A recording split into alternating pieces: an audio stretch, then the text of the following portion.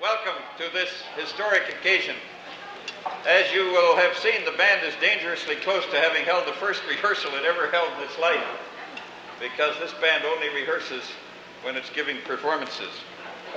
At first, the National Press and Allied Workers Jazz Band, Inc. first burst on an unsuspecting world many years ago as the Coolbrook Symphony. The world has become more suspecting as we've gone along. Expectations are high. Fortunately, the abilities of the musicians have mounted. Ladies and gentlemen, the National Press and Allied Workers Jazz Band, Inc.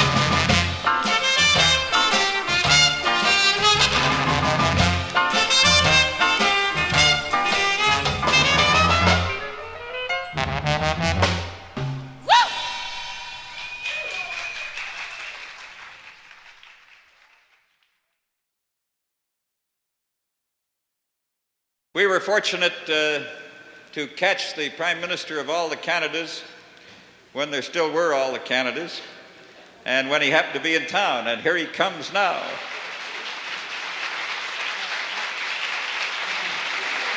We've been worried in the press gallery here, sir, about some of your remarks about controlling and disciplining.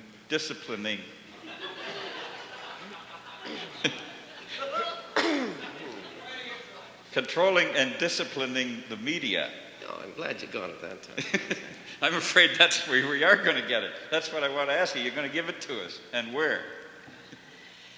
Well, look, why would I want to control you guys? You know, I can't even control my own cabinet, so I don't really know why that's relevant. You know? If you move in against the media, what are you going to do with media-related outfits like the National Press and Allied Workers Jazz Band? Inc. Well, Inc. or broadcasting or anything else. Are you talking about becoming one of the boys in the band? No, I've no intention of doing that. Thank you, Mr. Prime Minister.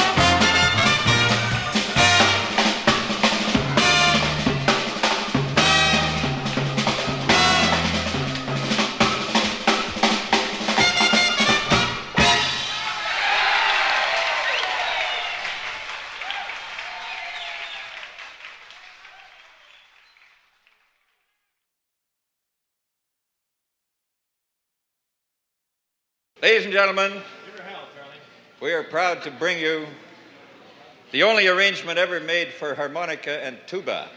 Well, may you laugh. On the tuba, Mr. Cal Calvert will join me in this wonderful old New Orleans funeral hymn, Just a Closer Walk with Thee.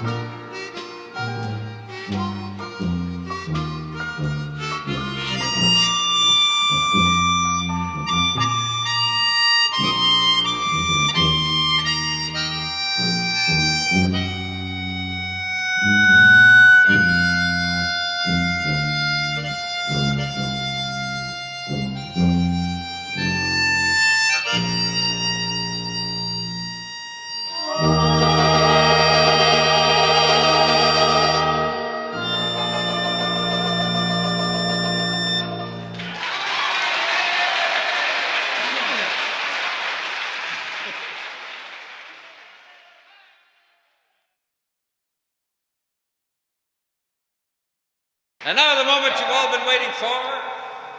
From Alberta, the real he-man, the Marlborough man, the man of muscle, representing that province that puts so much fiber into our country, singing as only he can sing, our Alberta strongman, Mr. Don Lever. Let him have it, Don.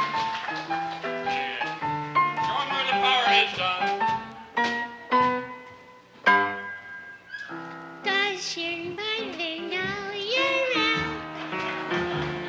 She'll ha ha ha ha ha. Does she know that I'm about to be still? Ha ha ha ha ha. Am I when I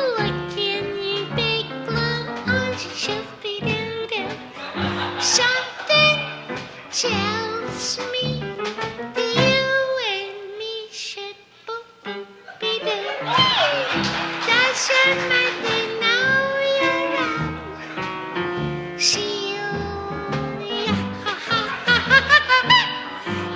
she know that I'm about to feast it, oh, I did a boo-boo, Daddy. Why should we two keep a wasting time? Come on, Cecilia, come on and say you'll be mine. Shoop-be-doo-dee-doo.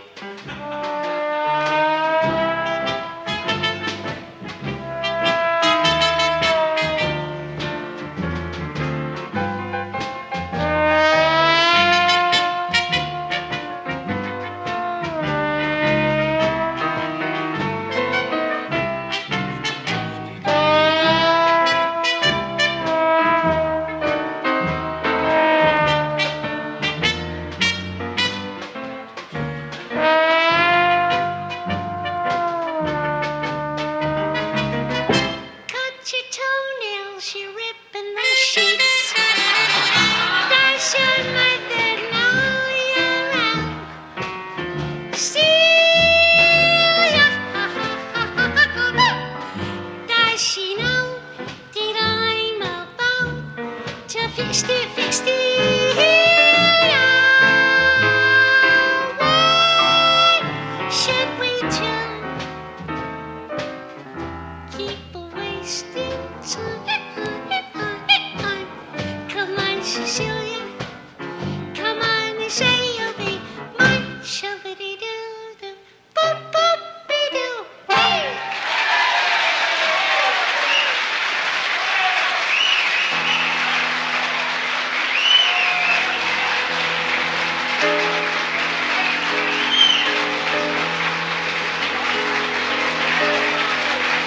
Thanks a lot.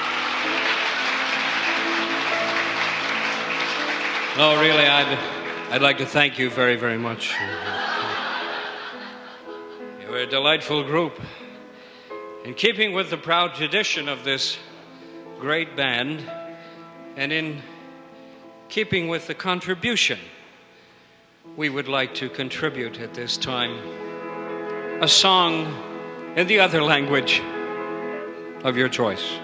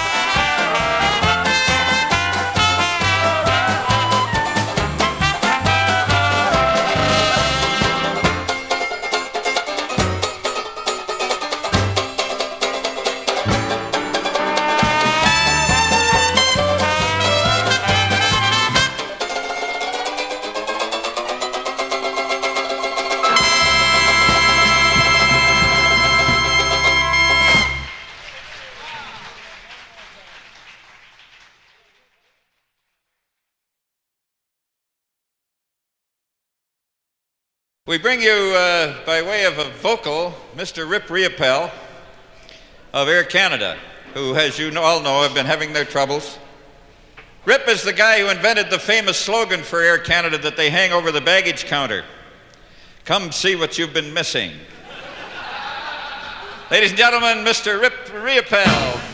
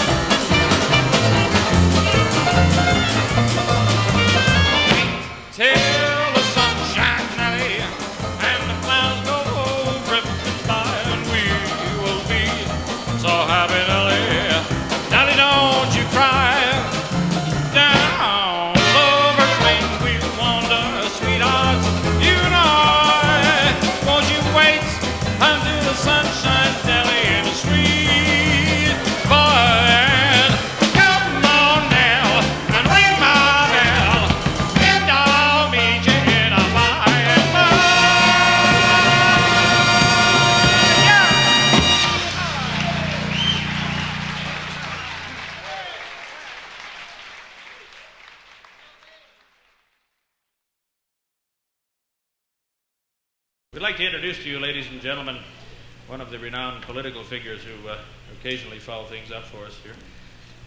The Right Honourable Gentleman from Prince Albert, John George the Inevitable, is here to deliver an invocation for the band and to bless us against the perils that lie ahead and those that may have been laid behind.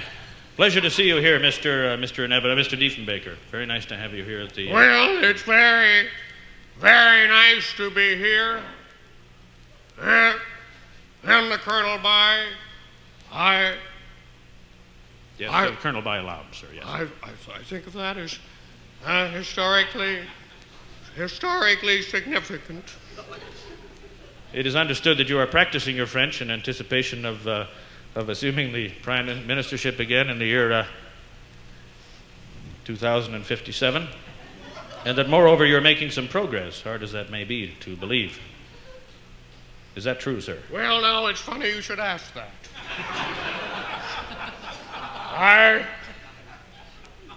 I come along very well in my French, except for one phrase. What is it? Well, that's it. What is? Well, what is it? Accusque. Oh, what is it? Yes. Oh.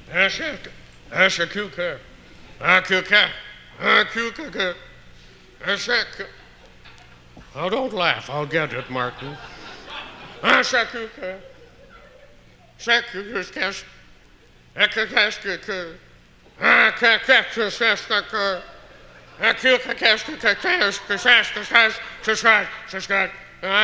Saskatchewan. That's it.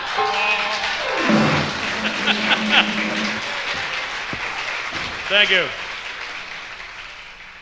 We weren't able to come up with a real song about to express how we feel about Canada, but we did come up, I came up, with a few lines that we do to, I think, the most beautiful song that's ever been written about Canada, which is Un Canadien errant. And this is a prose poem that we do in English, but I think as you listen to it, you may agree it would sound equally fitting in either language. These are the lines that we have to offer to you about our country. A land so vast is best viewed from far off, to catch the wholeness of it and see how it compares with all the other lands that people who live in them love. At times, it seems they love our land the most who have been most away, including those who've served her colors far in war as well as peace, ensuring that our hallowed battle places exist in other lands, on other continents, where we have fought our wars and dreamed of home and stood on guard, O Canada, for thee. Our songs have rung through Europe 60 years. We've sung them in Korea and Hong Kong amid the guns. And then, to keep the peace, and in the name of order and good government, we've sung and served from Suez to Kashmir, from Congo up to Cyprus, from Vietnam to Sinai's dusty plain, and in the smoky skies and lush terrain of Germany, while ships of ours have sailed the 7 seas, that we might share our peace and unity with all. How stands our home and native land, terre de nos aïeux? Is her brow girded with garlands glorious? Does she command true patriot love in all her sons and daughters? Or is she troubled sore as lands to which we've brought the peace? It's said that to define our love of land, a minute is too long, a lifetime not enough. That if we love in happy, joyful way, we'll keep our heritage intact, though time be short, and we are racked by doubts about our worth. What good is done if we have served mankind and failed ourselves?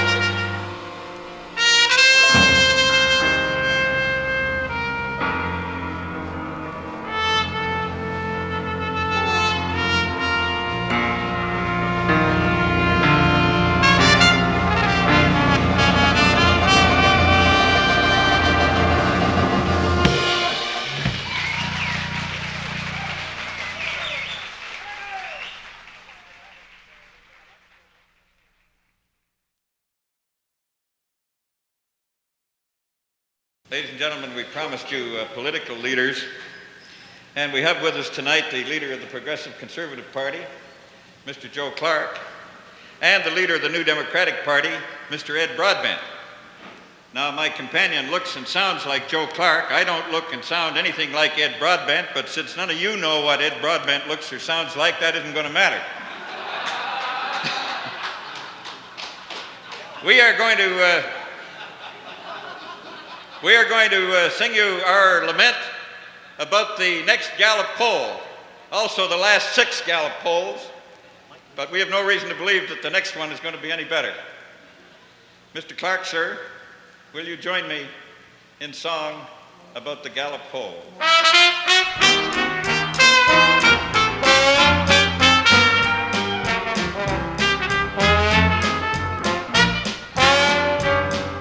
Say, has anybody seen the next Gallup poll?